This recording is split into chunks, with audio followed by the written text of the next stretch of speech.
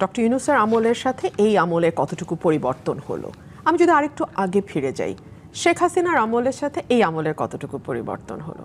আপনি যদি একজন সাধারণ মানুষকে প্রশ্ন করেন, একদম সাধারণ, যে মানুষটির কোনো রাজনৈতিক পরিচয় নেই, কোনো ক্ষমতার সঙ্গে যুক্ততা নাই, অঢেল অর্থবিত্ত নাই, সেই মানুষটি আপনাকে চোখ বন্ধ করে বলবে জিনিসপত্রের দাম তার নাগালের বাইরে, ন্যূনতম কোনো নিরাপত্তা সে বোধ করে না পথে কিংবা বাড়িতে, এবং চাঁদাবাজিতে তার জীবন অতিষ্ঠ।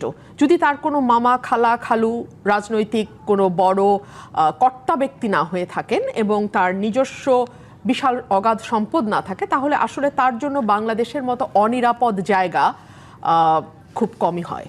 এবং আজকে যেই বিষয়টি আমাদের আলোচনায় এসছে যে পদই যথেষ্ট, আর কোনো যোগ্যতার প্রয়োজন নাই, দেখুন ঠিক এই বিষয়টির বিরোধিতা করেই কিন্তু গণ অভ্যুত্থানের জন্ম হয়েছিল, তাই না? যে আমরা মেধার ভিত্তিতে যাব নাকি কোটার ভিত্তিতে যাব, সেটা ছিল আমাদের প্রথম পা ফেলা এই আন্দোলনের। গণ অভ্যুত্থানের শুরুটা ছিল সেখান থেকে। সেই জায়গায় যদি আপনি দেখেন, বিএনপি ক্ষমতায় আসতে না আসতেই বাংলাদেশ ব্যাংকের গভর্নর নিয়োগের কথা আপনার মনে থাকবে, যেই পদটি অর্থনীতির, আমি বলবো যে বাংলাদেশের অর্থনীতির পলিসি মেকিং থেকে শুরু করে প্রতিটি ব্যাংক কিভাবে চলবে, ব্যাংকের স্বচ্ছতা কিভাবে নিশ্চিত হবে এবং সে স্বচ্ছতা নিশ্চিতে কি কি পদক্ষেপ নেওয়া হবে, তার পুরোটাই কন্ট্রোলড বাই বাংলাদেশ ব্যাংক। তো সেই বাংলাদেশ ব্যাংকের তৎকালীন যিনি গভর্নর, তাকে কিভাবে সরানো হয়েছে এবং বিএনপির নির্বাচনী পরিচালনা কমিটির একজন ব্যক্তিকে, যিনি একই সঙ্গে গার্মেন্ট ইন্ডাস্ট্রিরও মালিক, মানে ফ্যাক্টরি আছে তার, কিসের যেন, সোয়েটার ফ্যাক্টরি বোধ হয়, হ্যাঁ সোয়েটার ফ্যাক্টরি, তো সেই সোয়েটার ফ্যাক্টরির মালিককে আমরা বাংলাদেশ ব্যাংকে প্রধান বানিয়েছি, তাই না? এই সরকার বানিয়েছে। এরপরে আসেন প্রত্যেকটা জেলায় জেলায়, প্রত্যেকটা জেলায় জেলায়, যেই জেলায় যে এমপি ক্যান্ডিডেট ফেল করেছে, অর্থাৎ জনগণ এই বিএনপির ভরা জোয়ারের সময় যাদেরকে ভোট দেয় নাই, সেই মানুষগুলোকে জেলার মাথা হিসেবে বসিয়ে দিয়েছে। জেলায় জেলায় প্রশাসক নিয়োগ করেছে দলের, ন্যূনতম যাদের কোনো জনপ্রিয়তা নাই, ভোট টোট পায় নাই, ফেল করেছে, কিংবা যাদের নমিনেশন দিতে পারে নাই কিন্তু দলের ভালো ডোনার বা ভালো সম্পর্ক, তাদেরকে জেলায় জেলায় প্রশাসক পদে বসিয়েছে। 11টি স্বায়ত্তশাসিত প্রতিষ্ঠান, কর্পোরেশনের প্রধান হিসেবে বিএনপির বিভিন্ন পদে মানুষদের বসানো হয়েছে। বিসিবিকে বলা হয় বাবা চাচার দোয়ার একটা বোর্ড, মা বাবার দোয়া। তো আপনি আমাকে বলেন, আর শামসুল আলম সাহেবের নিয়োগটা তো আপনি নিজেই বললেন, তো এতগুলো ক্ষেত্র আমরা দেখলাম, আর বাকিটা কি থাকে? এবং আপনি সুপ্রিম কোর্টের বিচারক নিয়োগ বলেন কিংবা আপনি নির্বাচন কমিশনে কমিশনার নিয়োগ বলেন, সকল কিছুর মানে মূল চিন্তাটাই হচ্ছে উনি আমার দলের কিনা। ধরুন এই যে বিশ্ববিদ্যালয়গুলোতে একটার পর একটা ভিসি আমরা চেঞ্জ হয়ে গেল, হ্যাঁ, এই দলীয়করণ আমরা আওয়ামী লীগের সময় দেখেছি, কিন্তু আমরা তো সেখান থেকে বের হয়ে সত্যিকার অর্থে যোগ্যতা আছে এমন মানুষকে তো ভিসি হতে দেখলাম না। আমি আপনাকে মনে করিয়ে দিই, আপনার মনে থাকবে ঢাকা বিশ্ববিদ্যালয়ের যিনি ভিসি, তার কিছু ছবি ফেসবুকে এসেছিল। প্রধানমন্ত্রীর স্ত্রী ডক্টর জুবাইদা রহমান ঢাকা বিশ্ববিদ্যালয়ে যাওয়ার পরে ওনার যে বডি ল্যাঙ্গুয়েজ আমরা দেখলাম সেই ছবিতে, আমি ভাবতে পারি না আসলে, মানে আমাদের ফ্যামিলিতে তো বিশ্ববিদ্যালয়ের শিক্ষক আমার 3 চাচা ছিলেন অ্যাকচুয়ালি। সো তাদেরকে কখনো, তারা কেউ ভিসি হন নাই, কিন্তু তাদেরকে এই বডি ল্যাঙ্গুয়েজে কোনো ছবি, আমি 70 দশক 60-এর দশকের কথা বলছি, চিন্তাও করা যায় না। রুমির ফারহানা, আপনি বা বিরোধী রাজনৈতিক দল যখন এই অভিযোগগুলো দিচ্ছেন, ঠিক একই সময়ে মাহাদি আমিন বলেছেন, মানে তিনি প্রধানমন্ত্রী কার্যালয়ের মুখপাত্র, তিনি বলেছেন যে এই 5 মাসে সরকার বহুমাত্রিক অভূতপূর্ব সাফল্য অর্জন করেছে। মানে মাহাদি আমিনের দায়িত্ব হচ্ছে কি কি জায়গায় সরকার সাফল্য অর্জন করেছে সেটা বলা, তাই না? আমি তো আপনাকে একটা একটা করে খাত ধরে ধরে বললাম। তো এখন আপনি যদি আমাকে এরকম ব্লান্ট একটা স্টেটমেন্ট বলেন মাহাদি আমিনের, আমি তো বুঝবো না। তো মাহাদি আমিন পাঁচটি খুব স্পেসিফিক ভাবে বলেছেন তারা বিএনপি এই সময়ের মধ্যে জনগণের আস্থা, ভালোবাসা, সমর্থন পেয়েছে। এটার তো এক সেকেন্ড আমি একটা একটা করে বলি, এটার কি কোনো প্যারামিটার আছে? এটার কোনো পরিসংখ্যান আছে? এটা নিয়ে কোনো গণভোট হয়েছে? এই গণভোটে 90% মানুষ বিএনপির প্রতি আস্থা দেখিয়েছে, মানে এই 4 মাসে। দ্বিতীয়টি তিনি বলেছেন যে ইশতেহারের আলোকে সব শ্রেণী পেশার মানুষের স্বার্থ রক্ষা করা হয়। যেমন যেমন কোন শ্রেণী পেশার মানুষ? তারা কিন্তু বিভিন্ন সময় তারা ইশতেহারে যেটা বলেছেন ফ্যামিলি কার্ড থেকে শুরু করে অনেক ফ্যামিলি কার্ডেও তো খুবই বৈষম্য হচ্ছে, যেই এলাকাগুলো বিএনপি এলাকা সেখানে হচ্ছে, বগুড়া বিভাগ হয়ে যাচ্ছে। আগে আমরা দেখতাম সমস্ত বরাদ্দ গোপালগঞ্জ যাচ্ছে, এখন আমরা দেখছি আমাদের শাহ আলমের মানে ইউনিয়ন পরিষদের চেয়ারম্যান ছিলেন, if I am not wrong, তার পরিবারের নামে এতই রাজকীয় পরিবার তার, যে তার ভাইয়ের মেয়ে, নিজের 2 ছেলে সবার নামে জেলায় জেলায় হচ্ছে। হ্যাঁ, ডেফিনেটলি নিজের দলের লোকজনকে তো বিএনপি পুনর্বাসন করছে। 3 নম্বর কি বলেছেন মাহদি? স্বল্প সময়ের চ্যালেঞ্জ মোকাবেলায় সরকারের সফলতা। কোন চ্যালেঞ্জ সরকার মোকাবেলা করেছে স্বল্প সময়? আমরা বরং উল্টো দেখেছি যে অদ্ভুত সব ঘটনা ঘটছে যেটা বাংলাদেশের ইতিহাসে কোনোদিন হয়নি। বাংলাদেশের ইতিহাসে এখন সংসদে বিভিন্ন দেশ বিষয়ক মৈত্রী কমিটি হচ্ছে। আমি জানি না, আমার বন্ধু শামীম পাটোয়ারিও ছিলেন সংসদে, দীর্ঘ সময় শামীম পাটোয়ারি কাজ করেছেন। আপনি কি কখনো রবিন ফারহানা, আপনি যেহেতু বললেন, আমি একটু পরিচয় করে দিতে চাই আমার দর্শকদের সাথে। আমাদের সাথে যুক্ত হয়েছেন ব্যারিস্টার শামীম হায়দার পাটোয়ারি, মহাসচিব জাতীয় পার্টি। আপনাকে স্বাগত রাজকাহনে। যে জায়গায় আলোচনায় আমরা ছিলাম ব্যারিস্টার রবিন ফারহানা, এরপর তিনি যেটি বলেছেন যে জনগণের স্বাধীনতা ও দেশের সার্বভৌমত্ব সর্বোচ্চ অগ্রাধিকার ও গণমানুষের প্রধানমন্ত্রী রাষ্ট্রনায়কোচিত নেতৃত্ব। ময়রা কি আর নিজের মিষ্টি খারাপ বলবে? ওনার সরকার, ওনার প্রধানমন্ত্রী, উনি তো তাকে বলবেনই বেস্ট প্রধানমন্ত্রী। মানুষ কি বলেন? এবং এই যে সার্বভৌমত্বের কথাটা আপনি বলছেন না, সার্বভৌমত্ব নিয়েই সবচেয়ে বড় প্রশ্ন উঠছে। কি এগ্রিমেন্ট হলো আমেরিকার সাথে? কেন সেটা নিয়ে সংসদে একটা দিন আলোচনা হলো না? কেন যুক্তরাষ্ট্র 250 বছর পূর্তি বাংলাদেশ সংসদ ভবনের ভেতরে খোলা মাঠে স্পিকার, ডেপুটি স্পিকার, মানে এই কয়েক মাসে তার মানে বিএনপিকে নানান রকম সমালোচনার মুখোমুখি হতে হয়েছে, মানুষ তাই বলছে। জি, মানে আমি একটু ব্যারিস্টার শামীম হায়দার পাটোয়ারি আপনার কাছে আসি। দলীয় পদ না মেধা, মানে এই আলোচনাটা আজকে হয়তো হওয়ার কথা ছিল না, কিন্তু জামায়াতে ইসলামী সহ বিরোধী রাজনৈতিক দল যখন নতুন করে আবার এই অভিযোগটি সামনে আনলো, এই আলোচনাটা আমাদের করতেই হচ্ছে। তাদের অভিযোগ হচ্ছে বিএনপি সমস্ত জায়গায় আবারও নতুন করে দলীয় লোকেদেরকেই নেতৃত্বে এনেছে এবং দলীয় লোকদেরকেই তারা সব জায়গায় চাকরিতে বহাল করছে। মানে এই অভিযোগটাকে আপনারা কিভাবে দেখেন? অবশ্যই সত্য, এটাই করেছে। তবে ডক্টর ইউনূসের সময় জামাত তার মতো করে লোকগুলোকে নিয়োগ করতে পেরেছিল, বিএনপি সেখান থেকে কিছু জামাতের লোককে সরিয়ে পরিপূর্ণ বিএনপির লোককে দিচ্ছে। সমস্যাটা হচ্ছে বিএনপি কি বিএনপির মধ্যে মেরিট বেসিসে দিচ্ছে? মানে বিএনপি তো একটা বড় দল, তাদের তো অনেক মেরিট আছে, বিএনপি কিন্তু তাদের বেস্ট মেরিট পার্সনকে ওখানে দিচ্ছে না। সেখানে টাকা পয়সার লেনদেন, নিজস্ব পলিটিক্যাল বলয় এবং আঞ্চলিকতা, এই সব কিছু তীব্রভাবে ইম্প্যাক্ট ফেলছে। গভর্নমেন্টকে টাকা দেওয়া হচ্ছে, ট্যাক্স পেয়ারের মাধ্যমে যে বেতন দেওয়া হচ্ছে, সেই বেতনের টাকায় কিন্তু আমরা দেখতে পাচ্ছি বিএনপি নেতাকর্মীদেরকে আবার এটিও বলতে শোনা যায় যে মানে তারা তখন বিরোধী রাজনৈতিক দলের উদ্দেশ্যে বলেন যে আপনারা যদি নির্বাচিত হতেন আপনারাও তো একই কাজ করতেন, মানে অন্যান্য রাজনৈতিক দলও তো হয়তো নিজেদের লোককেই নিয়োগ দিত। অতীতে এরকম হয়েছে, অতীতে এরকম বারবার হয়েছে বলেই তো 24-এ একটা বড় আন্দোলন হয়েছে। এখনো যদি এটা তাই হতে থাকে তাহলে কিন্তু 24 ম্লান হয়ে যাবে, ভবিষ্যতে আবার কোনো এক সময় আবার অসন্তোষ দানা বাঁধবে এবং সেই আন্দোলনও হতে পারে। এখন মাননীয় প্রধানমন্ত্রীর বর্তমানে উপদেষ্টা অনেকেই আছেন, তার সাম্প্রতিক সময় অনেক অ্যাপয়েন্টমেন্টও হয়েছেন, তারা অনেকেই তুলনামূলক কম অভিজ্ঞতা সম্পন্ন। দেখুন, আমরা অনেক দোষ দিতে পারি, কিন্তু শেখ হাসিনার প্রথম দিকের উপদেষ্টা কে ছিলেন? ডক্টর গওহর রিজভী। প্রথম দিকের উপদেষ্টা কে ছিলেন? ডক্টর মশিউর। প্রথম দিকে উপদেষ্টা কে ছিলেন? তৌফিক সাহেব। তো এই লেভেলের লোকজন ছিল তার অ্যাডভাইজার। সেখানে কিন্তু এখন যারা অ্যাডভাইস দিচ্ছে তারা কিন্তু রাষ্ট্র সরকার সম্পর্কে সবাই ওয়াকিবহাল এমনটা না। আমি মনে করি এক্সপেরিমেন্টের বেসিসে রাষ্ট্র চলছিল ডক্টর ইউনূসের সময়, ওইটার ধারাবাহিকতা এখনও চলছে। এবং সবচেয়ে একটি ঘটনা উল্লেখযোগ্য হচ্ছে, সংসদ ভবনের মতো জায়গায় ইউএসএ একটি তাদের স্বাধীনতা পূর্তি অনুষ্ঠান করেছে, যেটা আমি খারাপ বলবো না, কিন্তু আপনি একটা দেশকে যখন দিবেন আপনি বাকি দেশগুলোকে না করবেন কিভাবে? এখন যদি পাকিস্তান বলে তারা 15ই আগস্ট করবে আমাদের এখানে, তখন আপনি বাধা দেবেন কিভাবে? ভারত যদি বলে 14ই আগস্ট করবো এখানে, বাধা দেবেন কিভাবে?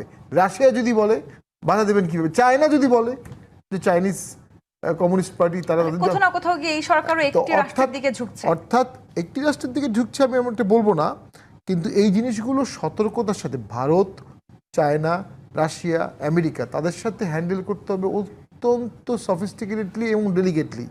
আপনি কখনো টিল্ট হতে পারবেন না। আপনি যদি চট করে টিল্ট হয়ে যান আপনি আর ফিরে আসতে পারবেন না। আপনি ফিরে আসতে পারবেন না, তখন অন্য দেশগুলো নাখোশ হবে। বিএনপি তো দাবি করেছে তারা সবচাইতে যোগ্য মানুষটিকেই পররাষ্ট্রমন্ত্রী বানিয়েছেন। না, অবশ্যই তার অতীত যোগ্যতা অনেক আছে, এবং তিনি যোগ্য না হলে তো দুই রিজিমে কেউ থাকে না, ইউনুস রিজিমেও ছিলেন, এই রিজিমেও ছিলেন, তো সেই হিসাবে ডেফিনেটলি তার যোগ্যতা আছে।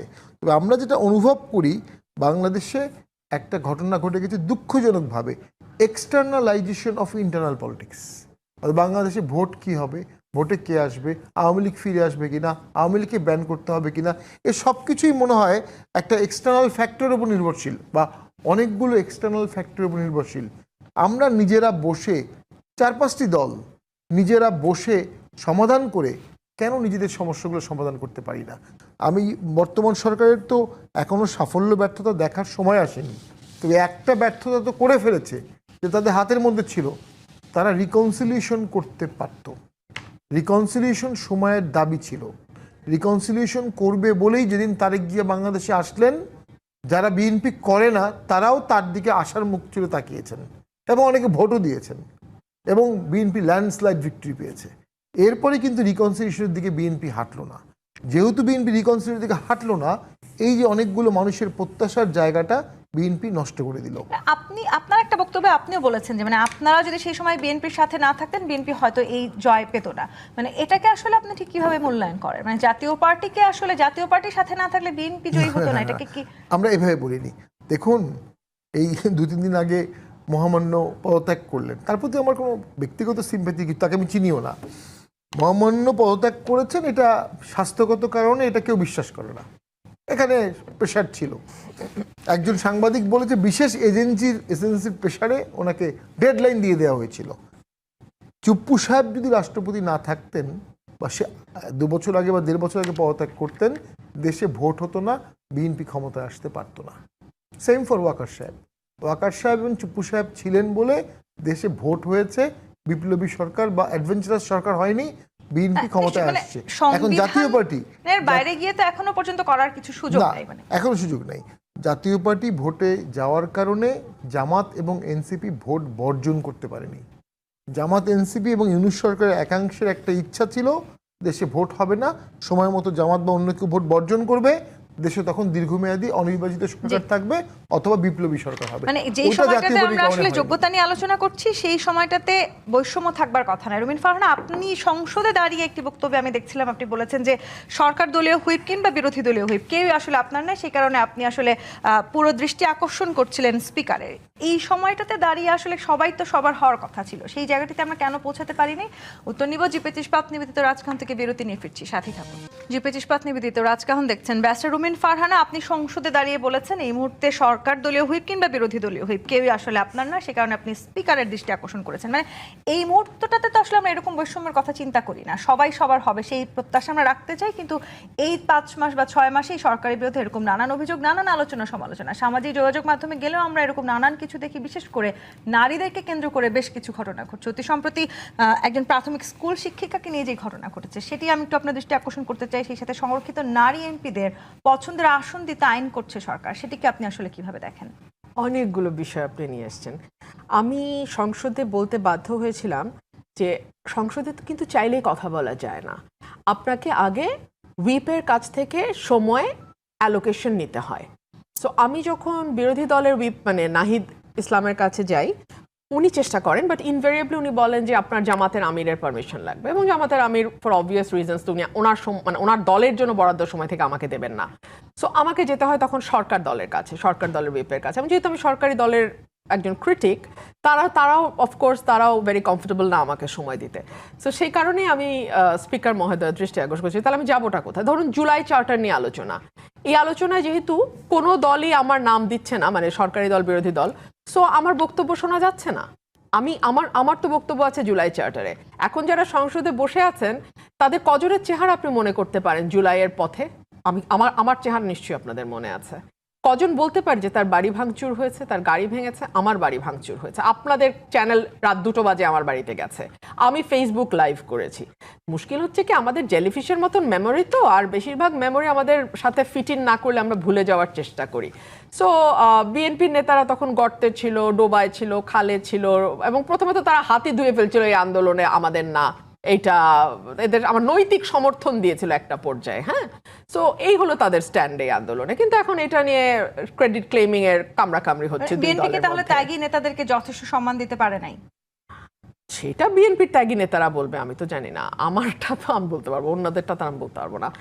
আর দুই হচ্ছে আপনি আরেকটা যেটা বললেন যে বৈষম্যমূলক এবং ঘটনা, আমরা তো আশা করেছিলাম যে ডক্টর ইউনূসের সময়ে আমরা যে একটা রাইট গ্রুপের উত্থান দেখলাম, আমরা একটা উগ্রবাদের উত্থান দেখলাম, সেটা কিছুটা হলেও সরকার নির্বাচিত হলে কমে আসবে। তখন কিন্তু একটা পর একটা মেয়েদের ফুটবল খেলা বন্ধ করা হলো, মঞ্চ নাটক বন্ধ করা হলো, গানের অনুষ্ঠান বন্ধ করা হলো, যাত্রাপালা বন্ধ করা হলো, নাটক বন্ধ করা হলো, সিরিজ অফ ইনসিডেন্টস কিন্তু হয়েছে ডক্টর ইউনূসের সময়। আপনারা যারা রাজনীতি করেন আপনাদেরকেও তো নানান সময় নানান রকমের ট্রলেরও মুখোমুখি হতে হয়। হ্যাঁ হ্যাঁ, মানে অফকোর্স। সো ওগুলা বাদই দিলাম, মানে এর বাইরেও একেবারে মানে ফিজিক্যালি অনেক হেনস্থার শিকার হতে হচ্ছে বাংলাদেশের নারী সমাজকে। সো সেই জায়গা থেকে আমরা ভেবেছিলাম একটা পরিবর্তন হয়তো আসবে, কিন্তু আমরা দেখলাম ধরুন ব্রাহ্মণবাড়িয়ায় বনলতা এক্সপ্রেস, যেটা সরকারের অনুমতি নিয়ে ছাড়পত্র নিয়ে সারা বাংলাদেশে প্রচারিত হলো, সেটার জন্য আমাকে ব্রাহ্মণবাড়িয়ায় প্ল্যাকার্ড নিয়ে পথে নামতে হলো, মানববন্ধন করতে হলো, এবং তারপরের দিন ঠিকই প্রচার হলো। কিন্তু তার আগে আমরা কি দেখলাম, প্রায় 20 গাড়ি পুলিশ পাঠিয়ে এটা বন্ধ করার উদ্যোগ নিল সরকার। তো তার মানে সরকার কাদেরকে পেট্রন করছে, সরকার কাদেরকে সহযোগিতা করছে? সরকার হয়তো সেই সময় মবটাকে সামলাতে চাইছিল, সেই জায়গাটিতেও তো হতে পারে। যদি সরকার 20 গাড়ি পুলিশ দিয়ে এটা প্রচারের ব্যবস্থা করতো তাহলে আমি বুঝতাম যে সরকার তার স্ট্যান্ডে অটল, কিন্তু এটা তো কম্প্রোমাইজিং গভর্নমেন্ট, তারা তো ভয় পেয়ে যাচ্ছে। যে শিক্ষিকার কথা আপনি বললেন, এটা বিচ্ছিন্ন কোনো ঘটনা না।